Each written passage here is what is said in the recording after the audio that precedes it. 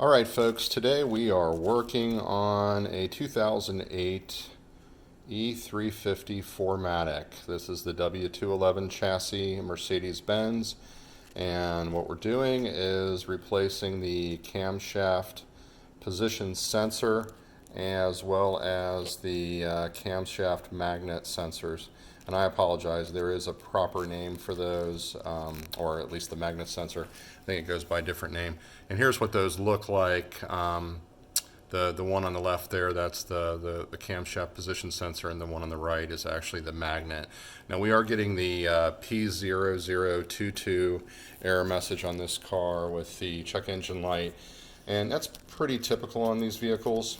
The reason for this video is really not to show you an installation, but just to show you what you need to get over the hump of taking these bolts off that are mostly obstructed. So, you know, this is really a unbolt, replace, and bolt back together and send the car on its way type of operation. So it's not really involved, but it'll drive you nuts in terms of, you know, getting to these inaccessible bolts. Now, what you need is a reverse Torx, or what they call E-Torx, set of sockets, and in this case I'll show you the one tool that will really help you out. But this right here, this is a very simple, you know, E8 socket, and you can get to a few of these, you know, like that right there, it fits, you know, but the ones that are in behind here, you're not going to be able to reach those, and again, it will drive you nuts. So what do you need? Well, what I've seen on YouTube is that some people take this whole assembly off.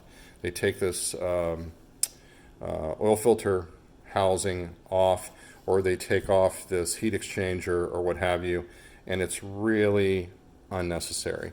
All you need to get to those hard to reach bolts is this little item here, which is a ratcheting E8 Torx wrench. Okay, so this will allow you to get down in behind and reach the hard to reach bolts, the ones that are down here in the bottom, etc. I'm not sure if this is focusing, but this is your savior. This will save you so much headache and time. And again, this is just a, you know, take it apart and put it back together operation. It's on the front of the motor, so it's not very difficult. I know my light is kind of casting a shadow here, but that's what's going on. So the blank space, or the open hole there, that is the camshaft position sensor, and you can see I'm still working on getting out the magnets, but that is what you need. You need an E8, and this will make life so much easier, and this operation so much better. So get this before you do this job. Don't take apart all of this. Don't take all of this off the front of the motor. That's completely unnecessary. And yes, I see I've got a nice oil leak here that needs some attention, but that's for another day. Thanks, and I hope this helps. Alright folks, I wanted to do a part 2 to this video to show that I do have everything apart. I was able to disassemble everything without removing anything from the front of the engine. So the oil filter housing and the heat exchanger remained in place, as well as the power steering reservoir. So what did I have to do beyond that? And we always run into challenges, you know, on jobs like this, that things you don't anticipate. You do have to take the cap off of the reservoir to pull that magnet sensor out, and that's obviously very easy.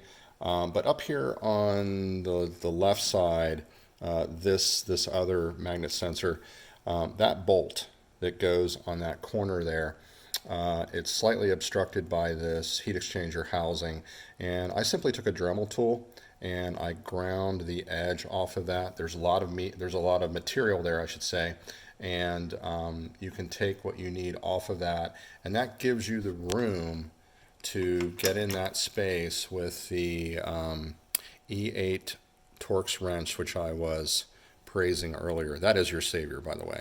That's how you do this job without taking things apart and, you know, creating a lot of additional work and time and labor. So that's it. I hope that this video helps. I'm going to put everything back together now, and it should be a fairly easy project. Thank you.